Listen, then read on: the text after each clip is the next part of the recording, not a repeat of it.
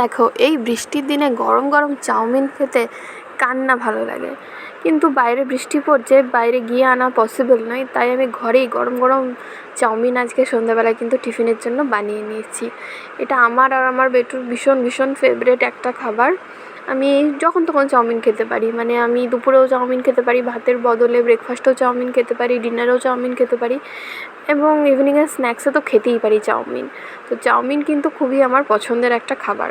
আমার মতন কে কে চাউমিন ভালোবাসো বলো তো কমেন্টে। আর তো চলো দেখে নাও আমি বেশি কথা না বাড়িয়ে চটপট আমি কিন্তু রেসিপিটা দেখাই কীভাবে আমি বানিয়েছি।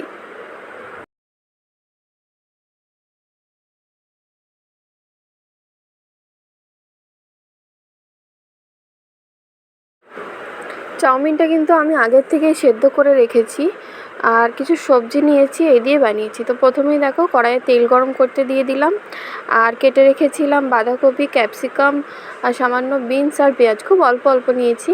তো তেলের মধ্যে আমি সব সবজিগুলো একে একে দেবো। প্রথমে পেঁয়াজটা দিলাম, পেঁয়াজটা একটু নাড়াচাড়া করে ভাজবো, আর তারপর দিয়ে দেবো বিনস, ক্যাপসিকাম।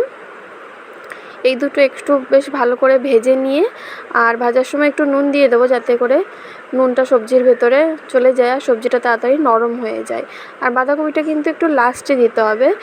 বাঁধাকপিটা একদম আগে দিয়ে দিলে বাঁধাকপিটা একদম নরম হয়ে যাবে, তার ক্রাঞ্চ ভাবটা চলে যাবে।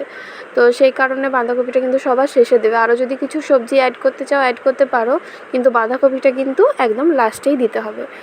নুন, আর এখানে আমি নিয়েছিলাম একটু চাউমিন মশলা, এগুলো সব দিয়ে একটু নাড়াচাড়া করে নিচ্ছি ভালোভাবে। আর এরপর একটু সরিয়ে আর একটুখানি তেল গরম করতে দিয়ে দেবো, আর তাতে দিয়ে দেবো একটা ডিম ফাটিয়ে।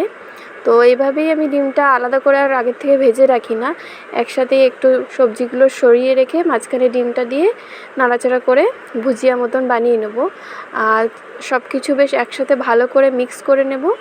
মিক্সিংটা খুব ভালোভাবে করবে, ডিমগুলো নাহলে একটু বড় বড় পিস হয়ে গেলে সব জায়গায় পাওয়া যাবে না। তো ডিমটা একটু ছোটো ছোটো করে ভেঙে দিলাম। এবার আমি চাউমিনটা যেটা সিদ্ধ করে রেখেছিলাম সেটা দিয়ে দিলাম, একটু সয়া সস দিলাম, আরও কিছুটা নুন দিলাম, আর ধনেপাতা দিয়ে দিলাম। এবার এই সব কিছু একসাথে বেশ ভালোভাবে আমি কিন্তু মিশিয়ে নেব। চাউমিন কিন্তু খুব সুন্দর একটা ফাটাফাটি স্ন্যাক্স, আর এটা খুব তাড়াতাড়ি হয়ে যায়। মানে হাতে যদি তোমার 10 মিনিট টাইম থাকে, তুমি 10 মিনিটের মধ্যে কিন্তু চাউমিন রেডি করে নিতে পারো। এবার আমি চাউমিন প্লেটে নিয়ে বেটুকে দিয়ে দিলাম, আর বেটু বেশ ভালোভাবেই খেয়েছে, আর ওর খেতেও ভালো লাগে, এমনিতেও পছন্দ করে খুবই এটা। তো এইভাবে আজকে আমি আমার চাউমিনটা বানালাম।